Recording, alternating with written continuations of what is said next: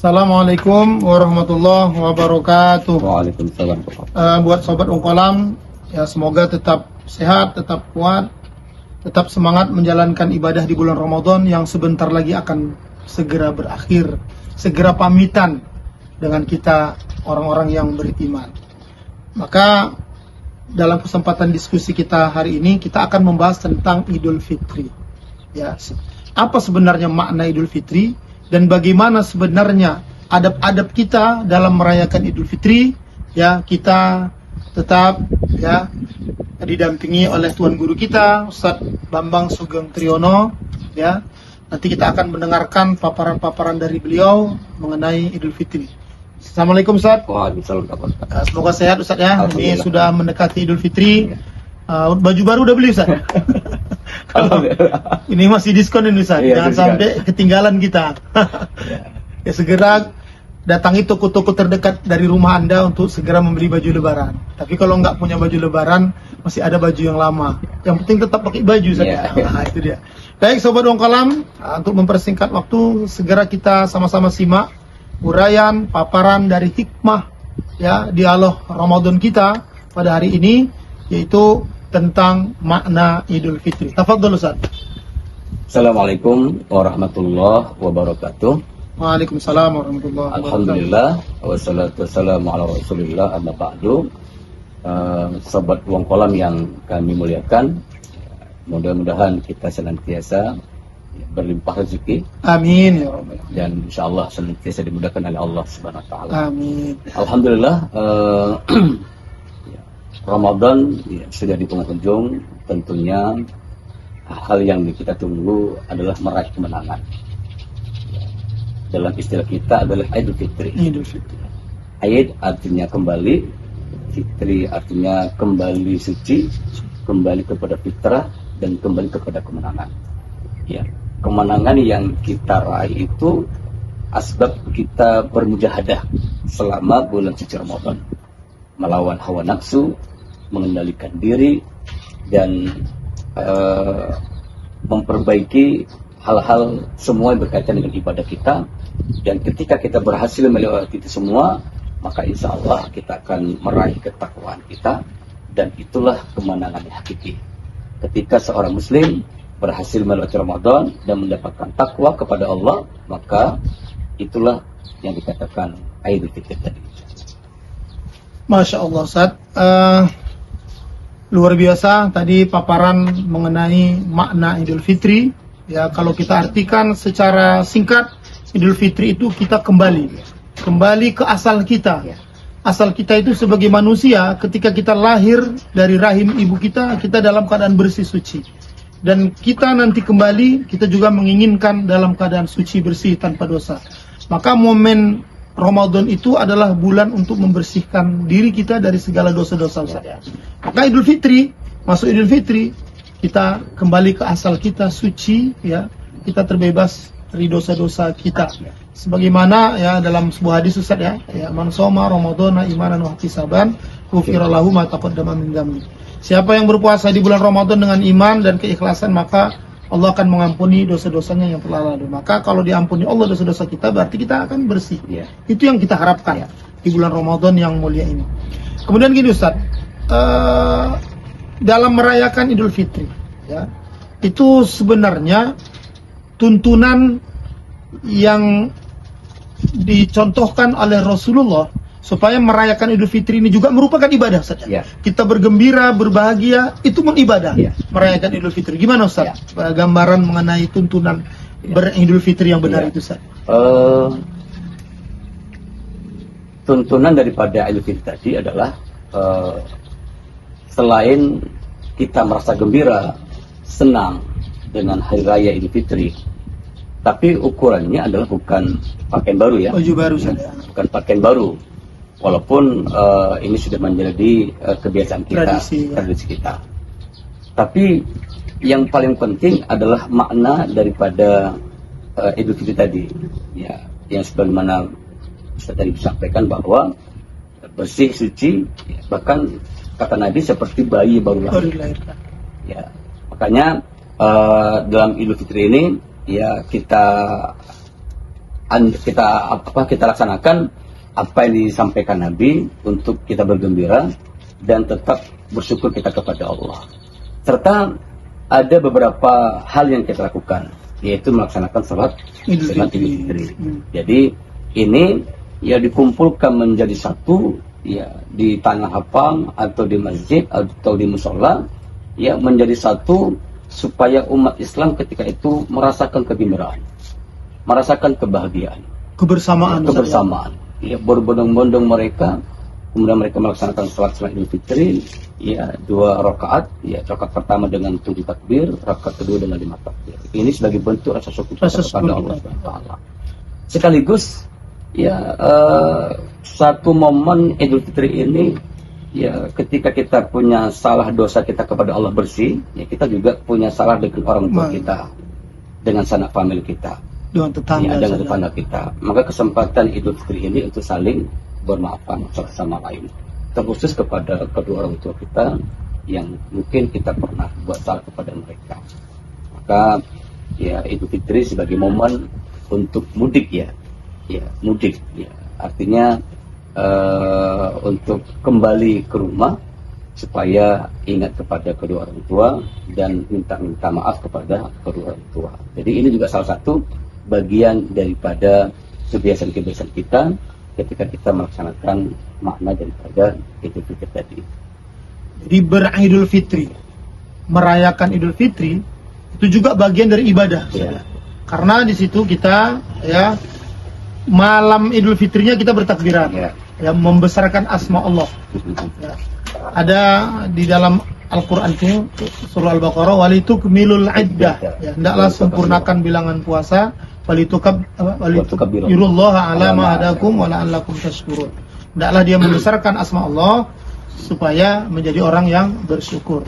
Jadi beridul fitri itu berhari raya juga merupakan bagian dari ibadah. Dalam melaksanakan sholat Idul Fitri juga, itu hukumnya apa itu Ustaz, sholat Idul Fitri? Hukumnya sunnah makan. Sunnah makan. Sangat dianjurkan. Sangat dianjurkan. Bahkan seorang perempuan yang sedang haid, itu sangat dianjurkan untuk datang. Itu datang ya Ustaz. Untuk datang mendengarkan khutbah.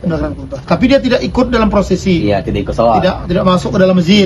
Nah, kalau di lapangan, makanya kenapa itu sangat dianjurkan di lapangan. Di lapangan. Supaya orang-orang itu bisa ikut merasakan ikut bareng mendengarkan khutbah Idul Fitri dan kebersamaan tadi. Ya, makanya yang haid pun sangat dianjurkan sebenarnya itu datang. Maka kalau kita lihat bagaimana melaksanakan sholat Idul Fitri di masa Rasulullah, tidak ada lagi yang di rumah itu saja. Ya, tidak ada. Yang dipingit tidak ada lagi. Bahkan dulu zaman Rasulullah hamba-hamba sahaya suruh keluar. Maka jangan ada lagi yang berada di dalam rumah ketika momentum sholat Idul Fitri. Kalau di Madinah itu ada satu masjid namanya sekarang Masjid Rumah. Ya, Rumah itu dulu lapangan, ya pernah dibuat sholat sunat istisqa untuk minta hujan, dan tempat itu juga pertama kali dibuat Nabi untuk melaksanakan sholat sunat Idul Fitri. Dan itu sekarang dibuat masjid, ya di situ oleh pemerintah. Jadi dibuat masjid. Jadi itu sebagai tanda bahwa Nabi dulu pernah melakukan sholat Idul Fitri di lapangan. Bahkan lebih sering dia di lapangan ketimbang di Masjid Nabawi. Karena daya tampung lapangan itu kan lebih besar. Ya, itu. Namun kalau tidak ada lapangan jangan pula dipaksakan, daripada dia sholat di jalan, ya lebih bagus di masjid. Kecuali di masjid sudah tidak menampung lagi. Di masjid itu masih daya tampungnya masih memadai, jangan pula sengaja sholat di jalan, kan ganggu ketertiban umum, kepentingan umum. Kemudian gini Ustaz, ada tradisi kita kan di Indonesia ini, dan ini tidak kita lihat di negara-negara lain selain Indonesia. Ada istilah tadi yang Ustaz bilang saling bermaafan satu sama lain. Halal. Ya, yang dibungkus dengan istilah halal bihalal. Itu gimana Ustaz? Ya, memang luar biasa ya ulama kita, ya, khususnya di Indonesia itu membuat formula, membuat satu kemasan yang tidak ada di negara lain. Tidak ada negara lain. Hanya ada di Indonesia. Ada istilah halal di halal. Masya Allah. Ini ya artinya apa? Dengan ketika kita buat halal bi halal, bahwa di antara kita itu tidak ada lagi permasalahan. Kalau saya bilang mungkin bahasa saya begini, 0 0 ya. 0 ya. 0 kita. 0. Artinya ketika kita datang bersalaman, meminta maaf, ya wal afina 'anil nas, ya dia saling bermaafan, maka insya Allah, maka di antara kita sudah halal. Ya tidak ada lagi permusuhan, tidak lagi dendam di antara kita, tidak ada dengki. Kenapa? Karena sudah saling memaafkan pada momen Idul Fitri tadi. Itulah kearifan dari ulama-ulama Nusantara dulu saja. Membuat momen Idul Fitri semakin terasa kesakralannya. Bahkan dibuat satu acara namanya halal bihalal, saling berkunjung satu sama lain. Bahkan kalau kita lihat ini menjelang Idul Fitri, berbondong-bondong orang mau mudik, mau pulang kampung. Itu menunjukkan apa? Menunjukkan keinginan yang kuat supaya bisa berkumpul bersama keluarga. Dan tradisi itu memang sudah terpatri sejak dahulu. Ya, paling tidak di momen Idul Fitri kita bisa berkumpul bersama keluarga. Anak dengan orang tua bisa menikmatin hidangan Idul Fitri, bisa saling bermaafan. Ini momentum yang luar biasa bagi kita umat Islam Indonesia. Bangga kita jadi umat Islam Indonesia. Nah, jadi gimana itu Ustaz ya? Itu sunnah itu Ustaz ya. Selama kebaikan tidak ada melanggar syariat, ya apa yang dipermasalahkan. Ini bukan hal yang sesuatu yang dilarang ya. Ya, bahkan sesuatu kebaikan yang baik itu bisa kita ditradisikan, kebaikan itu menjadi sebuah sunnah. Ya, maka insya Allah ya selama di dalam kebaikan, insya Allah kita mendapatkan kebaikan juga. Jadi kalau halal bihalal ini Ustaz, ada poin yang saya catat dalam halal bihalal itu, dan itulah yang membuat halal bihalal itu menjadi sesuatu yang disyariatkan. Pertama, dalam halal bihalal itu ada silaturahim, kumpul sanak famili keluarga besar, itu kan silaturahim. Kemudian yang kedua ada saling bermaafan, wa'afi na'anina sedih Ustaz. Kemudian di yang ketiga ada momentum sedekah. Memberi makan ya. Beri makan, udah itu ada istilah angpau. Iya, memberikan THR. Jadi tiga inilah yang menjadikan halal bihalal itu sunnah, Ustaz ya. Gimana itu Ustaz menurut pendapat Ustaz? Ini pendapat saya pribadi. Iya, betul. Karena kegiatan-kegiatan yang sebenarnya tanpa kita sadarin itu adalah sebuah kebiasaan yang baik. Ya, silaturahim itu kan memang dianjurkan Nabi. Artinya secara umum kan luas. Kapan saja silaturahim bisa. Boleh. Ya. Kemudian ketika kita bermaafan, kapan lagi kita bisa ketemu dengan orang saling bermaafan? Ya, kita kadang nggak sempat kita ketemu dengan tetangga kita, nggak sempat bersilaturahim ke rumah saudara kita yang jauh. Ketika dikumpulkan menjadi satu, momen itu kita gunakan untuk meminta maaf. Orang ada kelompok-kelompok tertentu yang menganggap itu sesuatu yang tidak dicontohkan Rasulullah katanya. Ya kalau memahami tidak bercontohkan Nabi, ya. Padahal memaafkan itu kan yang diperintahkan. Itu perintahkan Nabi. Silaturahim ngumpul, itu juga diperintahkan sedekah perintahkan Nabi. Jadi harus luas pemahamannya. Jadi jangan dilihat hanya judulnya. Memang halal bihalal itu tidak ada dalam hadis, tidak ada dalam Al-Quran. Tapi isi dari halal bihalal itulah sesuatu yang disunnahkan. Baik Ustaz, terima kasih paparan yang luar biasa hari ini. Semakin memantapkan kita untuk semangat beridul fitri nih. Ya, kita memang tidak sabar menunggu momen Idul Fitri, tapi jangan lupa sisa waktu Ramadan ini juga jangan dilewatkan.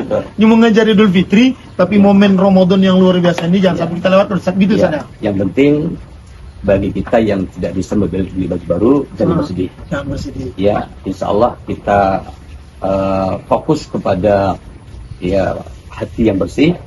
Ya, kemudian baju-baju yang ada itu kita pakai, insya Allah masih selama baik, masih layak dipakai, ya nggak apa-apa sih sebenarnya. Jangan bersedih. Ada pepatah atau apa? Laisal id.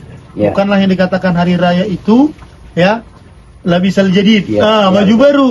Tapi yang dikata walakinnal id, yang dikatakan hari raya itu adalah bagaimana keimanan ruh kita semakin baru, semakin meningkat sudah gitu saja. Baik, Sobat Ongkolam luar biasa. Ya.